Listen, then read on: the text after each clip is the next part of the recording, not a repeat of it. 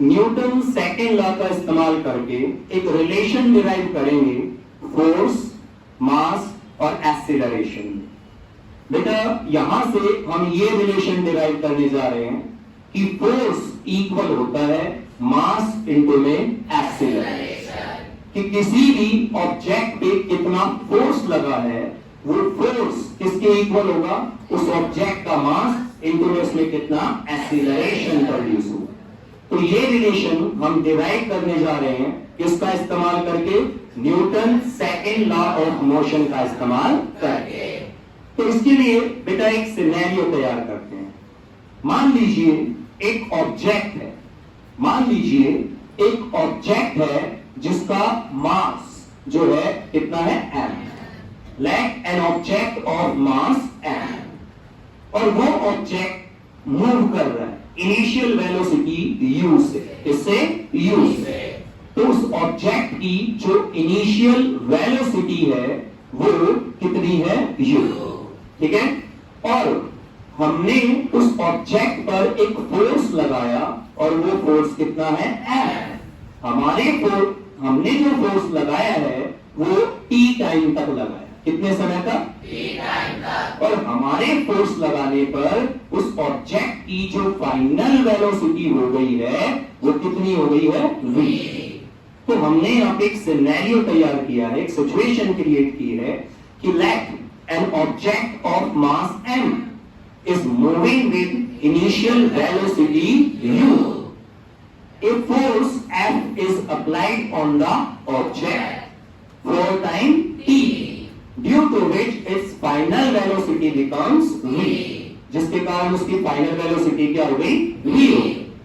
अब आप मुझे ये बताइए उस ऑब्जेक्ट का जो इनिशियल मोमेंटम है, इनिशियल मोमेंटम वो कितना है। इनिशियल मोमेंटम जिसको आप pi से दिखा दोगे, इससे डिनोट कर दोगे, तो इनिशियल मोमेंटम होगा मास इनटू में इनिशियल वेलोसिटी, ओके। और उसका जो फाइनल मोमेंटम होगा, final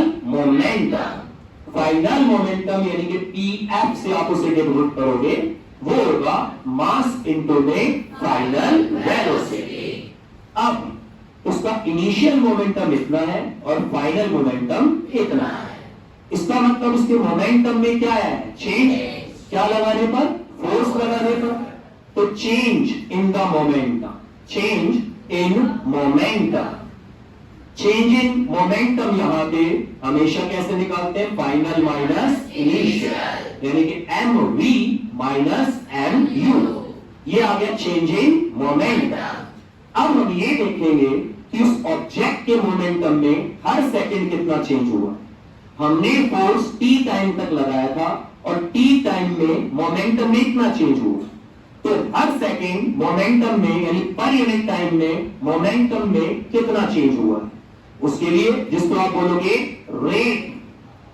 rate of change in momentum. क्या बोलोगे, rate of change in momentum. Rate of change in momentum वो कैसे आएगा, जो मोमेंटम में चेंज है उसको टाइम से क्या कर दो, डिवाइड। आप उसको टाइम से क्या कर दो, डिवाइड, ठीक है। तो यहां पे ये आ जाएगा mv minus mu divided by time, ये आ गया rate of change in momentum.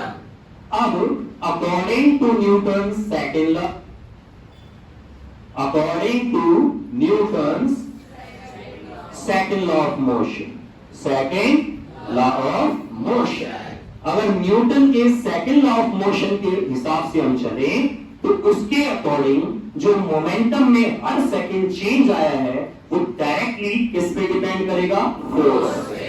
तो हम यहां लिखेंगे कि फोर्स पे डायरेक्टली डिपेंड करेगा change in momentum per unit time, या rate of change of momentum. समझ में आया? Yes sir.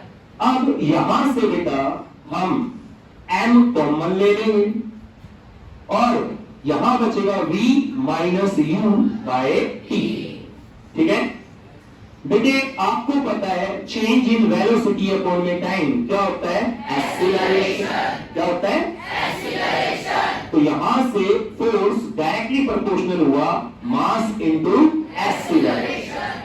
अब प्रोपोर्शनलिटी के साइन को हटाने के लिए हम यहां कांस्टेंट लगाएंगे और वो कांस्टेंट क्या होगा? के।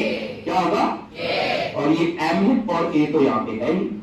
बेटा इस पर्टिकुलर सिचुएशन में k की वैल्यू होती है 1। कितनी होती है? 1। और अगर मैं यहाँ पे k की जगह 1 रखता हूं तो यहां से मुझे फोर्स मिल जाएगा किसके इक्वल? ma के इक्वल। किसके इक्वल? तो यहां से F is equal to ma, यानी फोर्स इक्वल होता है product of mass and acceleration. क्या आपको ये समझ में आया? Yes sir. तो Newton second law of motion का इस्तेमाल करके हमने यहां पे फोर्स, मास और एक्सीलरेशन में क्या डिराइव किया है? रिलेशन। क्लियर? आप सबको समझ में आया? Yes sir. ओके।